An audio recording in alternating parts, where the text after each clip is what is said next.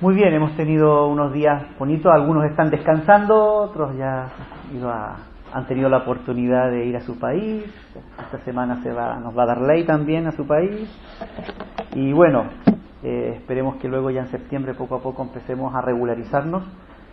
Esta semana todavía vamos a tener reunión el jueves y el domingo. Los grupos de célula que estamos trabajando los vamos a retomar en septiembre, es decir, en un par de días más. Y bueno, ya volveremos un poco a la normalidad, ¿vale? Pero así vamos un poco siempre digo yo, a marcha lenta durante estos días de verano. La idea es aprovechar de descansar, recobrar fuerzas, ¿cierto? Que bien lo merecemos, hemos trabajado también, así es que eso está bien, eso está muy bien. Y bueno, pues nada, solamente seguir orando para que Dios pueda seguir obrando en cada una de las vidas.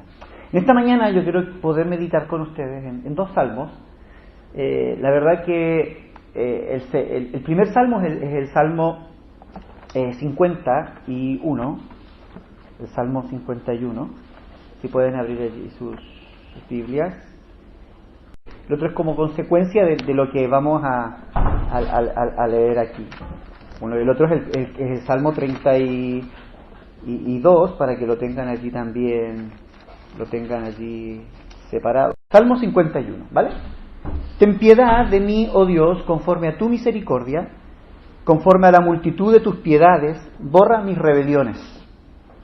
Lávame más y más de mi maldad y límpiame de mi pecado, porque yo reconozco mis rebeliones y mi pecado está siempre delante de ti. Contra ti solo he pecado y he hecho lo malo delante de tus ojos, para que seas reconocido justo en tu palabra y tenido por puro en tu juicio. He aquí en maldad he sido formado y en pecado me concibió mi madre. He aquí tú amas la verdad en lo íntimo y en lo secreto me has hecho comprender sabiduría. Purifícame con hisopo y seré limpio. Lávame y seré más blanco que la nieve. Hazme oír gozo y alegría y se recrearán los huesos que has abatido. Esconde tu rostro de mis pecados.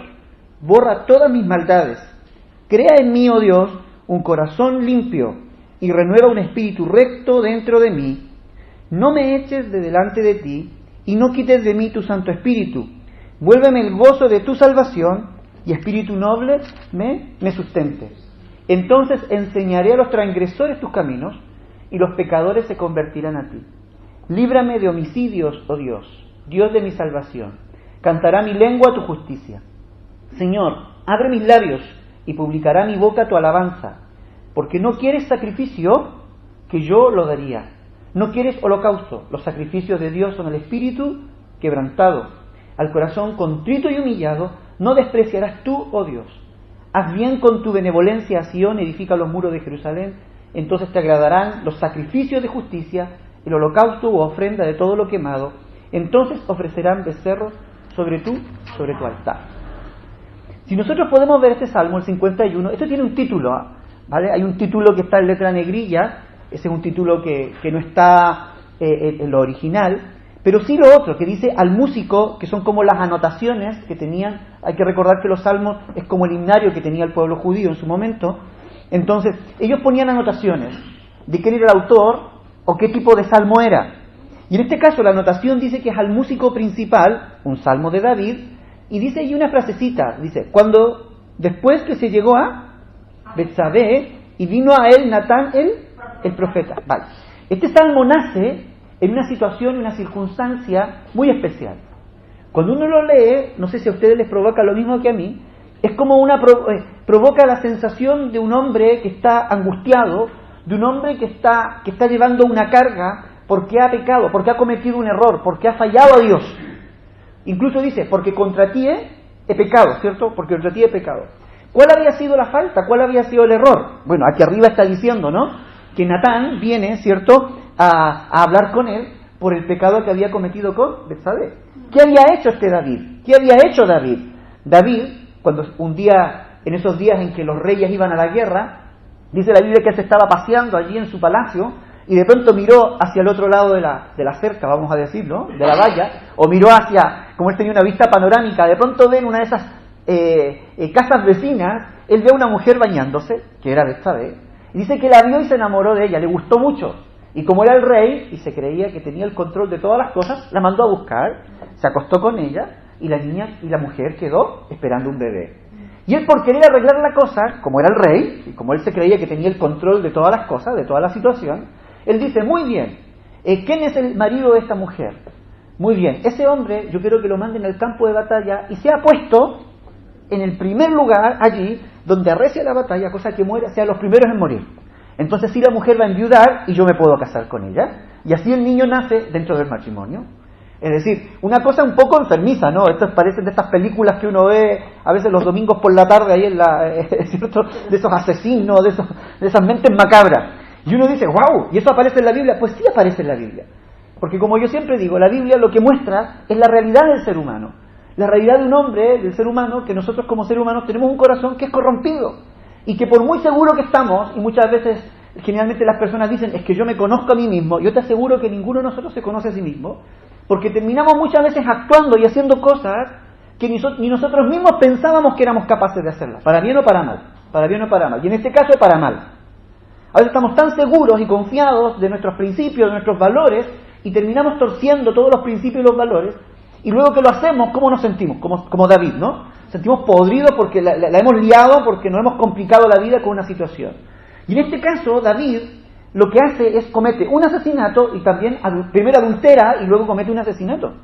Es increíble, es decir, la bajeza a la cual podía caer él, por querer, y más encima intenta arreglar las cosas a su manera y lejos de arreglarlo la termina liando. Como yo siempre digo, nosotros muchas veces intentamos arreglar las cosas, intentamos darle solución a ciertas situaciones, con nuestra sabiduría humana, con nuestra experiencia humana, con esa experiencia tan limitada, y por lo general la terminamos liando. Y luego decimos, guau, si yo lo único que quería era que las cosas fueran a mejor, que fueran a bien, que la situación, ¿cierto?, se mejorara. ¿Y por qué se termina torciendo? ¿Por qué la cosa, lejos de encontrar solución, terminamos liándola mucho más todavía y terminan empeorándose las circunstancias? Claro, porque nosotros tenemos una visión humana e intentamos resolver las situaciones solamente de acuerdo a nuestra mentalidad, de acuerdo a lo que a nosotros nos parece bien, de acuerdo a lo que a nosotros nos parece justo, de acuerdo a lo que a nosotros nos parece que es correcto, y no siempre lo que a ti y a mí nos parece correcto es lo correcto, lo justo o lo bueno. Entonces ahí tenemos que mirar las cosas desde un parámetro diferente, y eso es lo que hace David. Cuando viene Natán, le narra una historia, le habla, no le dice, mira, tú has fallado, sino que le narra una historia a David. Eso está en 2 de Samuel, si ustedes la pueden leer, apúntenlo por allí. En 2 de Samuel está esta historia, todo lo que les estoy contando. Dice la Biblia que viene Natán donde David y le cuenta la historia de un hombre rico que tenía muchas ovejas.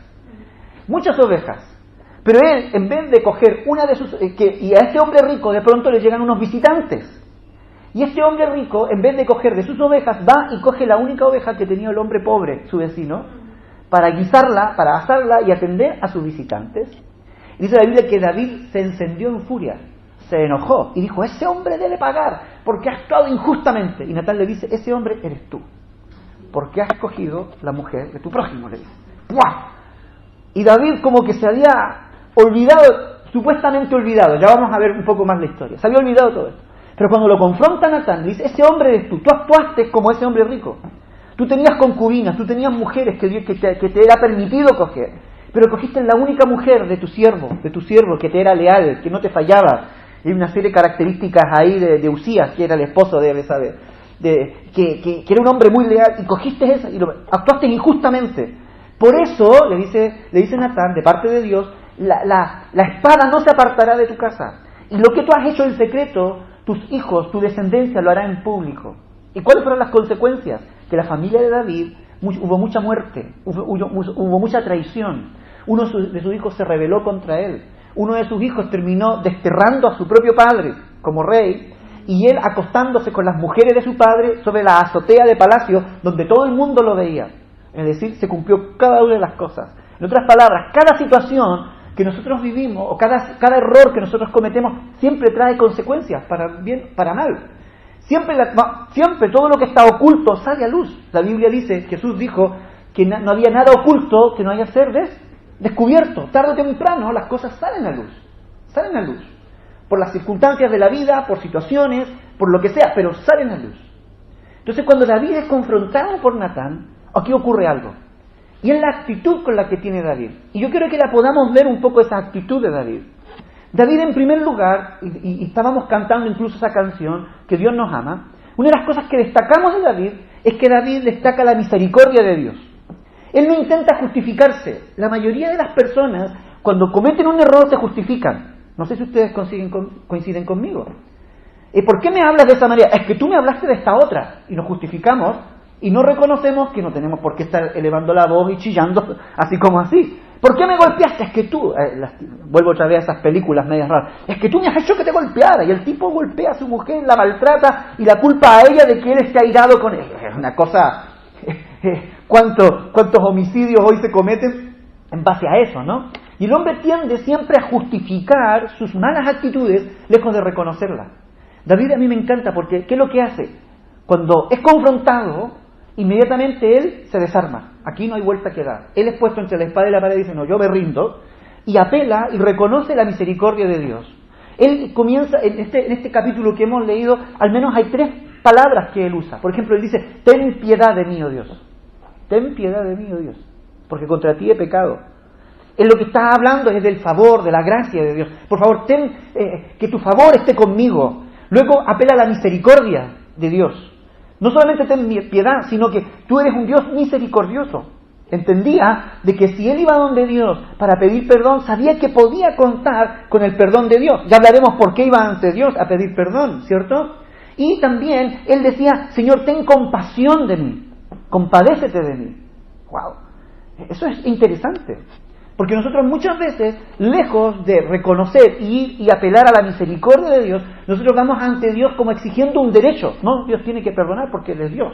Dios me entiende. Es una de las frases que muy repetitivamente yo escucho, ¿no? De parte de la gente. No, Dios entiende mi situación, entonces Él sabe por qué yo hago esto, porque Él entiende. Claro, si Dios va a entender porque no es tonto. Es decir, Dios no tiene su CI no es bajo. Él es muy sabio, Él es muy inteligente. Él todo lo conoce, comprende. Él te entiende, pero no aprueba nuestras acciones. No sé si me voy explicando.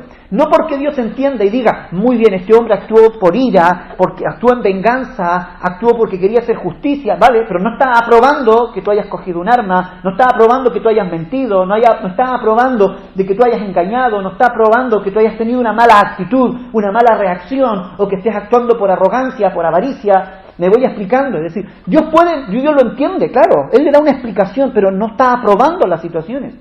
Entonces David, como sabía que Dios no había aprobado su situación, es lo que dice, Señor, vale, tú no lo vas a aprobar, perdóname, ten misericordia, compadécete de mí. Ahora, ¿por qué? Porque él entendía que el pecado, a pesar de que había matado a un hombre y había adulterado, el pecado a quien ofendía en primer lugar era a Dios. Me voy explicando. Y luego a las personas. Es decir, esta situación, si él lo hubiese hecho bien, no hubieran habido muertes y hubiera estado a cuentas con Dios. O al revés, si él hubiera querido estar a cuentas con Dios, tampoco hubiese habido un caso, ¿cierto?, de muerte y de engaño allí de por medio, de traición allí de por medio. El problema del pecado, y él lo entiende así, de que la ofensa era hacia Dios. Mire el versículo 4 y el versículo 5, dice, contra ti, Señor, ¿cierto?, contra ti solo he pecado, y he hecho lo malo delante de tus ojos, dice, para que seas reconocido justo en tus palabras y tenido por puro. He aquí, en maldad he sido formado. Él dice, mira, es que yo soy malo pero de adentro, la maldad me brota en mi corazón, ¿no? Y en pecado me concibió mi madre, dice allí, ¿no? Está reconociendo que Dios, claro, que lo que él estaba actuando era movido por algo en su interior, el poder del pecado que obraba en él. ¿Cómo el hombre, o demuestra cómo el hombre tiene una tendencia siempre más a hacer el mal que a hacer el bien? Yo no sé si ustedes se dan cuenta que cada vez que alguien hace un bien, es como un esfuerzo para hacer el bien. Y por eso que lo destacamos. Hoy día yo di a los pobres. Le he ayudado, y me siento muy bien, porque ¿por qué me tengo que sentir bien si eso es algo que debiera ser natural? Ayudar a los pobres, por ejemplo, ¿no? Dar de comer a los necesitados, eso debiera ser algo natural, pero me siento destacado, claro, porque para mi naturaleza eso no es lo natural. Para mi naturaleza lo natural es pasar de la gente, es actuar con egoísmo, Me voy explicando. Entonces, por eso, David lo que está explicando aquí es que su naturaleza, lo normal era hacer lo malo. Y tenía que luchar contra esa naturaleza para no hacer lo malo. Y él está reconociendo y dice, mira, yo en pecado he sido formado. Mi tendencia, ¿cierto? He aquí, en maldad, y en maldad he sido formado. En pecado me concibió mi madre. Hay una maldad dentro de mí que me empuja a hacer lo que no corresponde. Pero él luchaba porque entendía que esa maldad también ofendía a Dios y dañaba a quienes le rodeaban. Y no solamente dañaba a los que le rodeaban, sino que le estaba dañando a sí mismo. Mira, es interesante esto. Es decir, la maldad no solamente ofende a Dios, sino que daña a nuestro prójimo y nos daña a nosotros mismos cuando actuamos mal. ¿O no? ¿Ustedes han visto que la familia es bendecida cuando actuamos mal? Si tú te equivocas, ¿a quién perjudicas? A la familia. Es decir, no solamente te perjudica a ti, perjudica a tu familia, los que tenemos hijos, a los hijos. ¿O no? Cuando andamos de mal carácter, airados, por ejemplo, y somos de esos que con cualquier cosa saltamos, ¿no? Y afecta a todo el mundo que nos rodea. El mal carácter afecta hasta la gente más buena que puede haber a nuestro alrededor. Claro, nos afecta a nosotros, afecta. Es decir, la maldad, el pecado, no solamente es un problema con Dios, es un problema que nos causa a nosotros mismos y también a quienes nos rodean. Entonces, esta cosa es muy interesante. David está confesando, está diciéndole, Dios, perdóname. Y aún es más, me encanta, porque el versículo 7 en adelante, él está buscando la solución a esta situación. Ya que soy malo, dice, Señor, por favor, purifícame. Ahora, mire los términos que usa. Purifícame, versículo 7, luego lávame, purifícame, lávame. Ahora pregunto, ¿cómo se sentía David entonces? Si él quería ser purificado y ser lavado, sucio. Él se sentía sucio.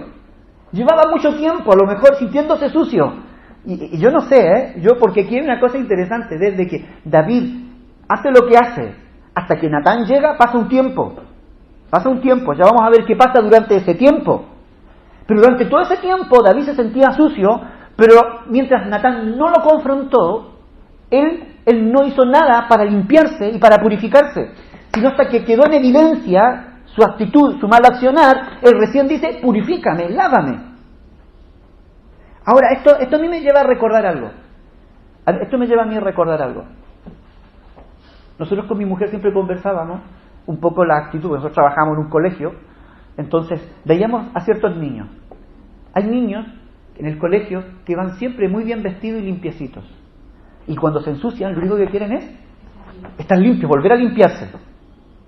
Pero hay otros que no les importa nada andar sucios aquí y allá. ¿Vale? Lo mismo pasa con los niños. Ustedes, los que hemos criado, unos han criado 5, otros hemos criado 2, el tema de los pañales, ¿o no? Hay niños que apenas sienten algo, se quieren sacar los pañales.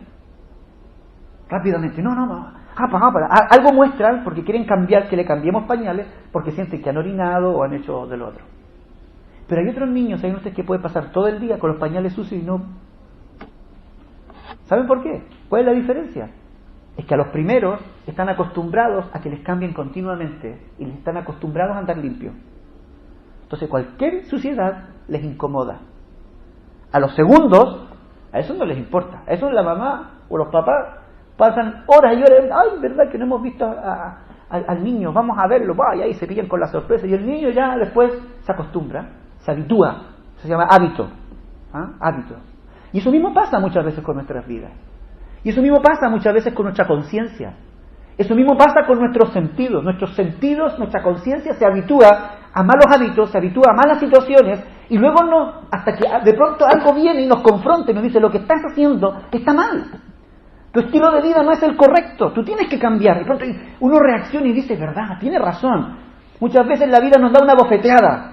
A veces la vida nos pone en situaciones extremas donde nos abofetea y nos dice, no, necesitamos cambiar, necesito enmendar mi rumbo, no puedo seguir viviendo como estoy viviendo. Y esa bofetada es lo que recibió David. Tal vez nosotros íbamos tranquilos por la vida, acallando nuestra conciencia, acallando nuestros sentidos, acallando nuestras emociones, creyendo y demostrando a todos que las cosas van bien. Seguramente David caminaba por palacio, a pesar de que había matado a alguien, había asesinado a alguien y había adulterado. Él tal vez caminaba por el palacio como si nada, aunque algo sentía una pequeña incomodidad, pero intentaba olvidarlo, intentaba pasar de él. Total, era el rey, tenía el control de la vida. Y eso nos pasa a nosotros. Creemos que tenemos el control de la vida y el control de las circunstancias. Pero déjame decirte, no es así. Tú no tienes el control de nada, de nada. Tú ni siquiera sabes cuándo vas a morir. Tú nunca supiste cuándo ibas a nacer. Menos sabes cuándo vas a morir. Tú no sabes lo que va a ocurrir de aquí cuando crucemos la puerta. Nadie de nosotros tiene el control. Ni siquiera sabes hasta cuándo vas a estar contratado en tu trabajo. No sabes si algún día te van a despedir o no te van a despedir. Nadie tiene control de la vida. Y muchas veces actuamos en la vida como si tuviésemos control de todas las cosas, la planificamos y la organizamos. Y hay algo que nos incomoda en nuestro interior, y es eso, es porque nuestra vida no está en armonía, no está en coherencia con lo que Dios quiere. Nuestro espíritu, nuestra conciencia nos dicen, no, hay que ponerse a cuentas con Dios, hasta que tiene que aparecer un Natán en nuestra vida y decirnos, no, tú tienes que ponerte en coherencia, tú has actuado mal, tu vida tiene que ser ordenada. Entonces David dice, sí Señor, límpiame. Lávame, purifícame con hisopo, decía, ¿no? Y lávame, dice. ¿Sabes que la palabra lavar, yo la estuve aquí buscando, y en hebreo la palabra lavar, ¿a qué significa? Lavar por fricción. ¿Se acuerdan ustedes cómo se lavaba antiguamente? Hoy no, hoy día tenemos lavadora, y nosotros tomamos café mientras la lavadora está haciendo lo que tiene que hacer, luego lo entrega todo sequito y todo para colgar, ¿no? Pero antiguamente no, las señoras llevaban, ¿cierto?, la colada, allí al riachuelo o algún lugar y yo crecí o las golpeaban, ¿cierto? Las golpeaban. Yo me acuerdo mi abuela cuando tenía una artesa, no sé cómo le llamarán, y allí con una escobilla escobillaba la ropa, el cuello de las camisas y los pantalones y lavar, remojar, enjuagar y luego pero era todo. Esto es un lavar por fricción. Yo veo que un David diciendo, sácamelo, pero refriégame, pero límpiame, es que ya, como que le entró el apuro de poder sentirse lavado, sentirse limpio. Gente, eso es lo que necesitamos nosotros muchas veces. ¿Cuántos hábitos, cuántas malas costumbres tenemos? Que hay que decirle, Dios, sácalo de mí, por favor, quítame. Yo a veces escucho a la gente que miente con una facilidad, pero ni se ponen ni rojos, nada, te lo tiran así, oh no, es que se me olvidó, no se te olvidó, no quisiste, punto, dilo así, ¿vale? Y mienten con una facilidad, esconden las cosas, no son transparentes, se visten de caretas, viven una vida que te muestran, no, y con una facilidad, claro, necesitamos que Dios quite, estirpe todas aquellas cosas. Cuando Juan el Bautista vio a Jesús, dijo, he aquí el Cordero de Dios que quita el pecado del mundo, dijo. ¿Y saben esa palabra quitar? Significa estirpar. Es cuando te sacan un cáncer, te sacan un ganglio, te sacan un tumor, te sacan algo que está allí a punto de dañarte y tiene que venir el doctor y sacártelo. Bueno, eso es lo que Cristo hace con nuestra vida. Viene y quita, lo estirpa el origen del pecado. ¿Cuál es la causa de lo que te está pasando? ¿Por qué esa tendencia? Él va a tu corazón, limpia tu corazón, te lava con su sangre y estirpa todas aquellas tendencias, ¿cierto? Y luego, ¿qué es lo que ocurre? Miren lo que ocurre aquí. Me encanta este texto, porque no solamente pide purificar. Mira el versículo 8, dice, hazme oír gozo y alegría. ¿Y qué pasa? Y se requedarán los huesos que has... ¿Cómo estaban los huesos? Significa, mira, lo que está diciendo allí es que David no solamente estaba teniendo un problema espiritual o emocional, sino que también físico. También físico. ¿A ti no te pasa que cuando hay un problema por ahí con alguna situación hasta te descompone? ¿Tú alguna vez has pasado por una situación en la cual tú ves, algunos les dan náuseas, otros andan con dolores, yo no sé por qué me duele la cabeza, no sé por qué se me cae el pelo? Yo tenía hay un amigo que dice, mira, se me cayó este mechón por un tema nervioso, me decía. Es tanto el estrés, claro, porque el cuerpo reacciona, ¿cierto?, a lo que nos pasa en el corazón. ¿Ah? La Biblia dice que el corazón alegre hermosea el rostro. Entonces el espíritu abatido, ¿qué hace con el rostro? Pone tristeza. ¿Te has dado cuenta? Hay gente que parece que en las mañanas se hubiese lavado la cara con limón, andan todo el día así, o vinagre, así, una cosa, ¿no? Un poco extraña, ¿no? Y uno dice, ¿pero qué le pasa a este? Este nunca sonríe, este no sabe lo que es sonreír. No sabe lo que es hacer un chiste, uno le hace un chiste y encima se enoja y uno quiere hacer, a veces quiere uno como cortar el ambiente, que sea, están ahí, parco, pero ¿qué le pasa? Claro, no es porque él no quiera, es que no puede. No es que no quieren, es que no puede. No es que sean serios, es que no pueden ser alegres. Me voy explicando. ¿Es por qué? Porque el estado del corazón. Es decir, David había llegado a un punto en que se estaba consumiendo físicamente. Esto se lo estaba comiendo por dentro. En otras palabras, él muy rey y todo, pero por dentro estaba consumiendo. La situación lo tenía a él controlado. Él no tenía el control, a él lo estaba controlando la situación, ¿cierto? Entonces, hazme oír gozo y alegría, y se recrearán los huesos que has abatido. Esconde tu rostro de mis pecados, y vuelve otra vez a decirlo, y borra todas mis maldades. Crea en mí, dice, a mí me encanta esto, oh Dios, un corazón, ¿cómo? Limpio, ¿cierto? Y renueva un espíritu recto dentro de mí. Es decir, ¿dónde estaba el problema? En el corazón. Su corazón era el que tenía que cambiar. Él está diciendo, lávame, purifícame. Ahora le dice, borra mis maldades. Pero luego dice, crea en mí un nuevo corazón. Dame un nuevo corazón. Un nuevo corazón, Señor. No me eches delante de ti. No quites de mí tu santo espíritu. Y luego añade, y vuélveme él, ¿qué cosa? Gozo, dice, de tu salvación. ¿La salvación qué es lo que trae? Gozo. Trae alegría. Una persona que es salva, una persona que está salvada, y vamos a salvada, estar en las manos de Dios, estar en las manos de Él, está tranquila, está confiada, ¿o no? Si Dios está con nosotros, ¿quién contra nosotros? Dice Pablo. Hay gozo, hay alegría, porque Dios está al control de nuestras vidas. No está la ira, no está el enojo, no estamos expuestos a, qué sé yo, al castigo, no, estamos expuestos a la bendición de Dios, ¿cierto? Por eso Él dice, vuélveme el gozo de tu salvación, y espíritu noble me sustente. ¡Wow! Mire, vamos al Salmo 32, que era el que yo les decía, como para ir cerrando la idea. El Salmo 32 es un poco lo que David estaba viviendo durante este tiempo. Me voy explicando, es decir, a lo que voy yo es que el pecado es una carga, o era una situación que estaba llevándole de una manera, le estaba carcomiendo por dentro, ¿no? Bienaventurado dice aquel cuya transgresión ha sido perdonado y cubierto su pecado. Bienaventurado el hombre a quien Jehová no culpa de iniquidad y en cuyo espíritu no hay engaño. Mientras callé, ¿qué es lo que dice? Se envejecieron mis huesos en mi gemir todo el día. ¡Wow! Porque de día y de noche se agravó sobre mí tu mano y se volvió mi verdor en sequedades de verano. Es decir, claro, la situación por la que él estaba pasando y la que está viviendo te van consumiendo. El pecado consume, los errores de la vida van consumiendo al ser humano. A mí me pasa, no sé si a alguno de ustedes les pasa. Yo a veces veo a mis amigos, algunos amigos de mi infancia, y yo digo, este parece que tuviese 10 años más que yo ahora. Gente que tiene nuestra edad, pero parece que tienen 10 años más que uno. Y no es por un tema de piel, es un tema de desgaste. Es tanto el desgaste en su vida, por el estilo de vida que están llevando, por la forma como están enfrentando las situaciones, que las vidas se están acabando, se están consumiendo. Y David lo estaba sintiendo, sentía que su vida se consumía. Mientras él guardaba, mientras él callaba, mientras él aparentaba, eso lo estaba consumiendo por dentro. Estaba la debilidad, estaba la culpa, estaba la conciencia, estaba todo su ser, toda su vida estaba allí sintiendo. ¿Vale? Me voy explicando, es decir, la situación, uno lo ve a David tal vez muy al control de ciertas situaciones, pero él termina desarmándose, y él termina rindiéndose, él termina diciendo, Señor, te necesito que me purifique, necesito que me lave. Por eso que usa esos términos en el Salmo 51, purifícame con hisopo, lávame, borra mis rebeliones, renueva un espíritu, no quites de mí tu santo espíritu.